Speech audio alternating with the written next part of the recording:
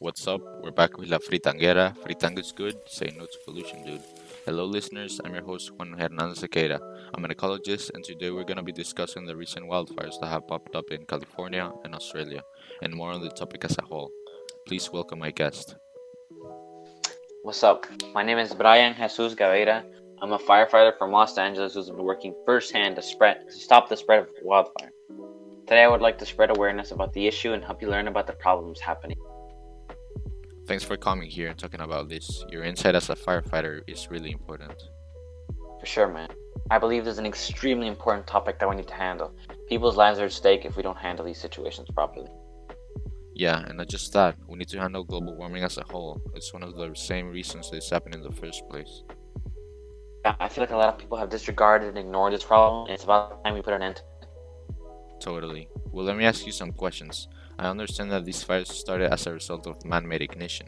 So what are your thoughts on how we can handle this exactly? Well, to be honest, we've always had the regulations and guidelines that campers and citizens should follow in order to ensure that people don't accidentally start any wildfire. But for some reason, recently we have seen that people haven't actually been following these regulations, and this has brought up this problem. Yeah, of course. And besides, California is a place with a lot of people. I just remember in the morning I saw this campaign ad on YouTube, and this bear mascot said, "Only you can prevent wildfires." He said something along the lines of, "Always be careful with fire, never play with matches or lighters, always watch your campfire, and make sure your campfire is completely out before leaving it." And this is for people that are camping. If you really think about it, a single cigarette not being correctly lit out could have caused all this. Yeah, his name is Smokey the Bear, and he's a mascot that happens to be trying to prevent future wildfires from happening by teaching the population. Oh, so that's who he was. There's a huge problem with people not seeing campaign ads like these, since there will always be outliers that in some cases are the cause of these incidents. And tell me, how has this affected the cities surrounding the fires? I can't imagine what's happening in California. Well, being on the front lines, I've noticed that houses burned to the ground, fire and smoke getting all over the cities, habitats completely collapsing. Wow, as an ecologist, that's tough to handle. I'd imagine how something like this would affect Central America and Nicaragua, where I'm from. I don't think most people would survive. There's a lot of vegetation there, but also a lot of poverty. Yeah, these fires are serious hazards we have to handle to prevent ecosystem degradation and collapse, as well as protecting ourselves and our loved ones. So, now that we discussed a bit about these wildfires, I think we could go into a little bit more detail on what are the consequences of these fires. Well, answering your first question regarding the consequences of wildfires. First of all, in the long-term effects, we have the pollution of streams, rivers, and other bodies of water. This is because after fires, all the sediment and debris from the burned forest are carried downstream by rain into bodies of water. This proves incredibly harmful for aquatic life in these bodies of water and harms the water's purity. Very interesting. And what about air pollution or habitat destruction? I'm feeling sad just think about the koalas and their eucalyptus trees in Australia. And that's just one example of habitats and food sources being completely cut off. Yeah, you're right. So the consequences of wildfires are also include the destruction of many of the forest animals' homes destroyed. But this also affects the sources of food since most of it burns to the ground. And additionally, there's a very negative effect of the contaminated air since the smoke can potentially travel to cities and communities which can have a variety of health impacts. Oh, so not only are they scary, but they do tremendous amount of damage. And talking about negative effects, wildfires are greatly affected by global warming. Since global temperatures are rising, in some places there have been intense heat strokes way out of the ordinary, and this increases the chance of wildfires starting. Yeah, we've been dealing with these sorts of things. I feel like wildfires have gotten more frequent. Yeah, they totally have. The other day I read a study by the Center for Climate and Energy Solutions, and from 1984, wildfires have risen quite a lot. And as an ecologist, I wanted to add that these fires have been burning more and more acres each time, once again due to climate change. Yeah, we've also been doing our research. In the times I've been putting down fires, I can certainly tell you that the fires we've seen recently are huge in comparison to those. Yeah, and in 1985, wildfires usually burned around 3,000 acres of forest. Now, 2015, in recent years, these numbers have increased quite drastically to up to 10,000 acres. If these numbers keep on increasing, they may burn out the entire forests, and since we already have problems with the rate of wood being cut down, I believe the effect on this could be massive. Yeah, I don't know if you've been seeing the news recently, but the skies light up red and it's causing mass panic all over the population.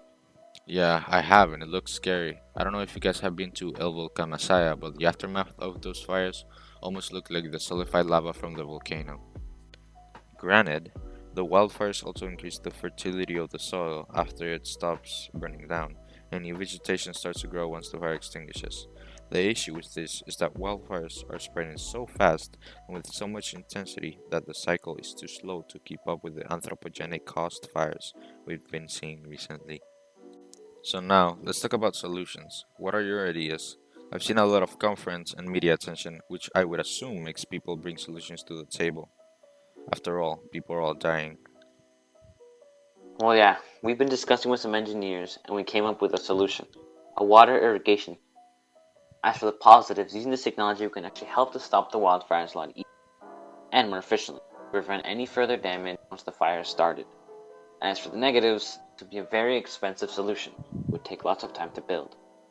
As for the trade-offs, we need to consider that this solution will greatly help to stop the spread or start of wildfire. But the trade-off would be that this would be a very expensive, as well as the system itself could damage the environment and wildlife around it. You know, I thought about this myself, and I think that solution is very good. And another solution is controlled fires.